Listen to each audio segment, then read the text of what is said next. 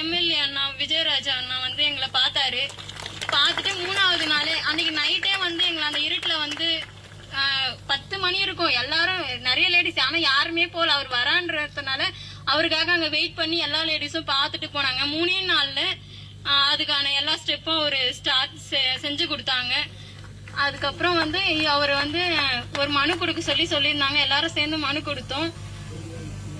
அதுக்கு ஒரே மாசத்துல எங்களுக்கு நாங்க நினைச்சு கூட பாக்கல எங்களுக்கு கரண்ட் கிடைக்கும். எல்லாருமே வந்து நிறைய சொன்னாங்க, இல்ல கிடைக்காது, நீங்க எங்க போனாலும் கிடைக்காதுன்னாங்க. ஆனா அவர் எங்களுக்கு செஞ்சு கொடுத்துட்டாங்க. எங்க பசங்க ஸ்கூல்ல இருந்து வந்த உடனே அந்த கரண்ட் வந்துருச்சு அப்படின்னு சொன்ன உடனே அவ்வளவு சந்தோஷம். இன்னைக்குதான் 12 வருஷம் கழிச்சு உண்மையான சந்தோஷத்தை என் பசங்க கண்ணுலயும் முகத்துலயும் நான் பாத்திருக்கேன். அவங்க குச்சி விட்டு அந்த ஃபேனை சுத்தம் போதெல்லாம் எப்படா இது இந்த திருவிழா டைம்ல லைட் போடும்போது எப்ப எங்க வீட்லயும் இந்த மாதிரி லைட் எரியும் ஏக்கத்தோட பாத்திருக்கோம்.